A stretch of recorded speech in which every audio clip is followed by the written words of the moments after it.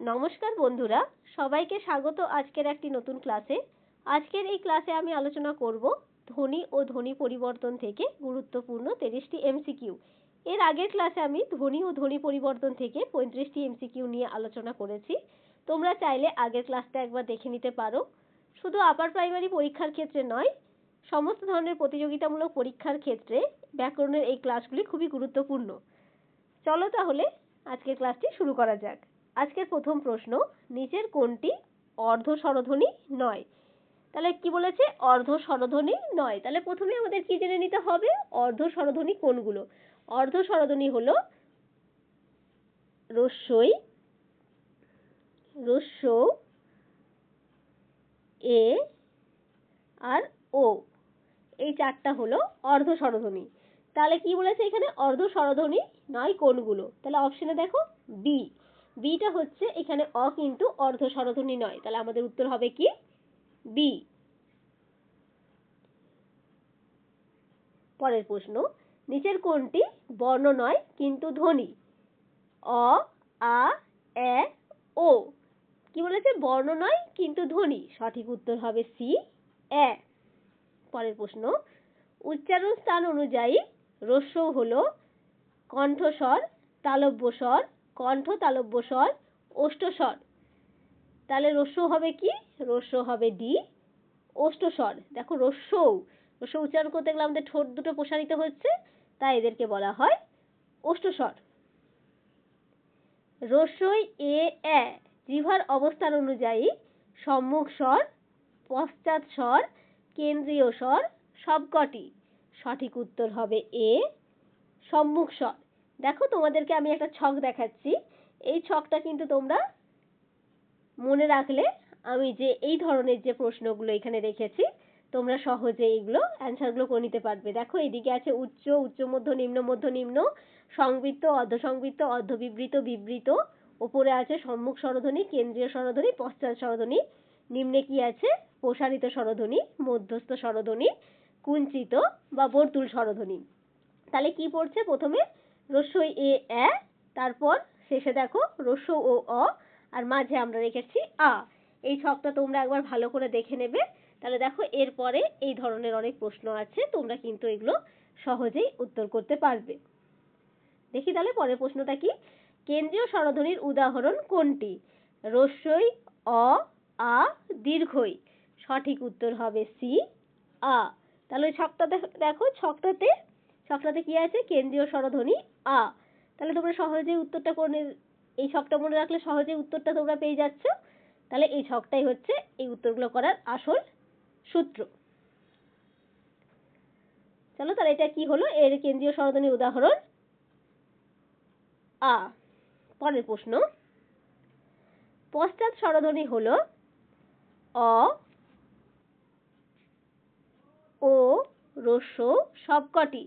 সঠিক উত্তর কি হবে? এটা সঠিক উত্তর হবে ডি, সবকটি। অর্থাৎ পশ্চাৎ স্বরধ্বনি ও, অ, ও, রস্য সবগুলি। উচ্চ স্বরধ্বনির উদাহরণ কোনটি? আ, রস্যই, অ, ও। সঠিক উত্তর হবে বি, রস্যই। উচ্চ মধ্য স্বরধ্বনির উদাহরণ হলো রস্য, দীর্ঘ, এ, ওই। সঠিক উত্তর হবে সি, এ।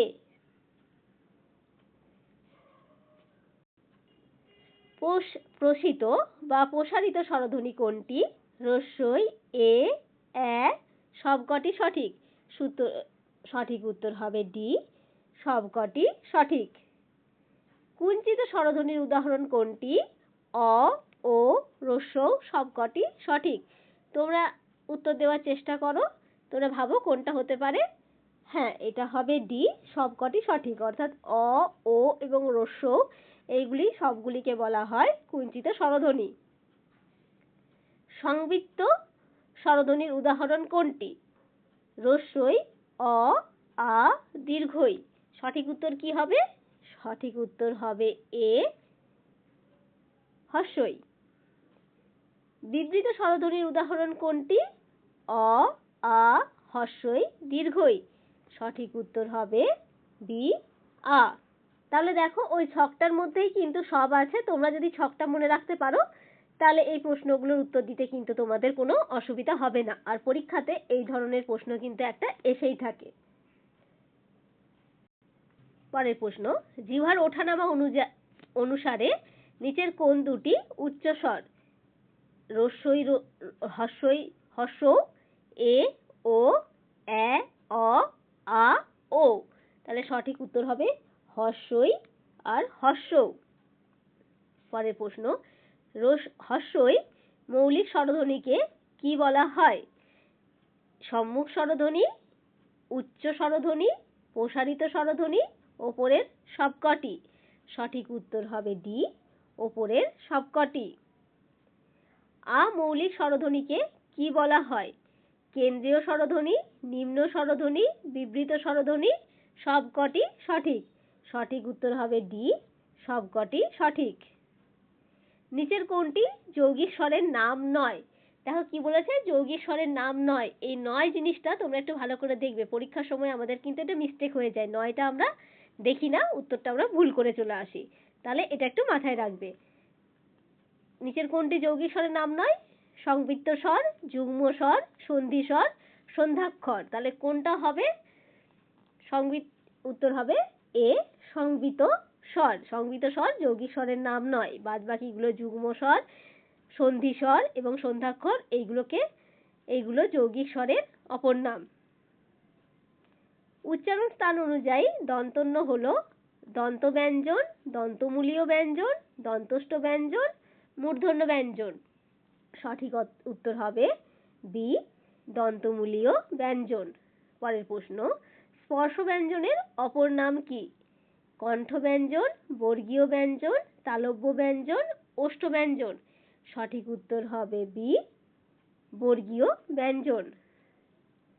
মূর্ধন্য ধ্বনির অপর নাম কি? প্রতিবেষ্টিত ধ্বনি, কণ্ঠধ্বনি, কণ্ঠমূলীয় ধ্বনি, সবকটি সঠিক। সঠিক উত্তর হবে এ, প্রতিবেষ্টিত ধ্বনি। মূর্ধন্য ধ্বনির অপর নাম কি? প্রতিবেষ্টিত ধ্বনি। পরের প্রশ্ন, তালব্য ধ্বনির অপর নাম কি? তালু দন্তমূলীয় ধ্বনি, তালব্য ঘিষ্ট ধ্বনি, ক ও খ উভয়ে কোনোটিই নয়। তাহলে সঠিক উত্তর কোনটা হবে?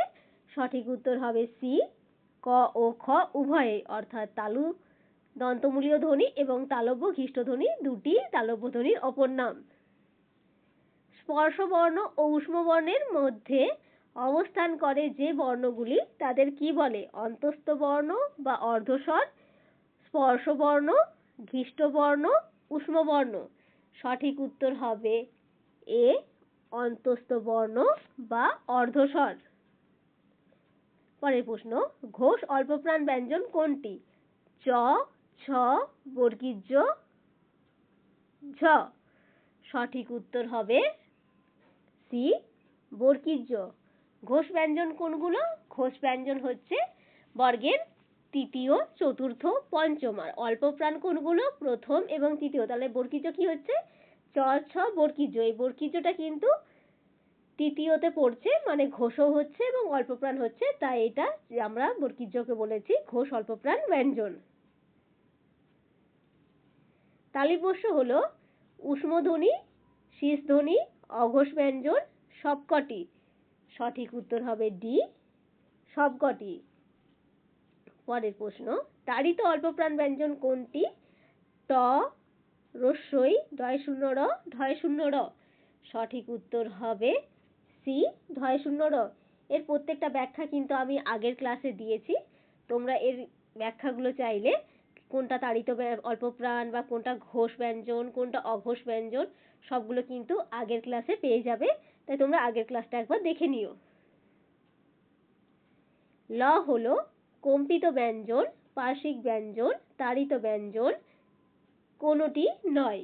সঠিক উত্তর হবে বি, পার্শ্বিক ব্যঞ্জন। নিচের কোন ব্যঞ্জনটি ভাষায় উচ্চারণের সময় পূর্ববর্তী স্বরের সাহায্য গ্রহণ করে? উ, ইয়, দন্তন্য, অনুস্বার। সঠিক উত্তর হবে ডি, অনুস্বার। Origin and development of Bengali ল্যাঙ্গুয়েজের রচয়িতা কে? সুকুমার সেন, সুনীতি কুমার চট্টোপাধ্যায়, রবীন্দ্রনাথ ঠাকুর, দীনেশচন্দ্র সেন। সঠিক উত্তর হবে বি, সুনীতি কুমার চট্টোপাধ্যায়। পরের প্রশ্ন, মূর্ধন্য বা প্রতিবেষ্টিত ধ্বনিকে উত্তরদন্তমূলক বা অগ্রবর্তী প্রতিবেষ্টিত ধ্বনি বলেছেন কে? সুকুমার সেন, সুনীতি কুমার চট্টোপাধ্যায়, দীনেশচন্দ্র সেন, রবীন্দ্রনাথ ঠাকুর। সঠিক উত্তর হবে বি, সুনীতি কুমার চট্টোপাধ্যায়। পরের প্রশ্ন, নিচের কোনটি মৌলিক স্বরধ্বনির উদাহরণ? ওই, ঔ, হ্রস্ব উ, দীর্ঘ উ। সঠিক উত্তর হবে সি, হ্রস্ব উ। আজকের শেষ প্রশ্ন, কোন স্বরধ্বনিটি বাংলা বর্ণমালায় নেই? রি, লি, আ, এ। কোনটা নেই? আমরা একে কিন্তু বাংলা বর্ণমালায় পাই না, তাহলে সঠিক উত্তর হবে ডি। আজকের এই ক্লাসে আমি আলোচনা করলাম ধ্বনি ও ধ্বনি পরিবর্তন থেকে গুরুত্বপূর্ণ 30টি এমসিকিউ। যদি তোমাদের ক্লাসটি ভালো লেগে থাকে তাহলে অবশ্যই একটা লাইক, কমেন্ট ও সাবস্ক্রাইব করে দিও এবং যারা নতুন তারা চ্যানেলটি সাবস্ক্রাইব করে পাশে থাকার চেষ্টা করবে। সকলে ভালো থাকবে, সুস্থ থাকবে। ধন্যবাদ।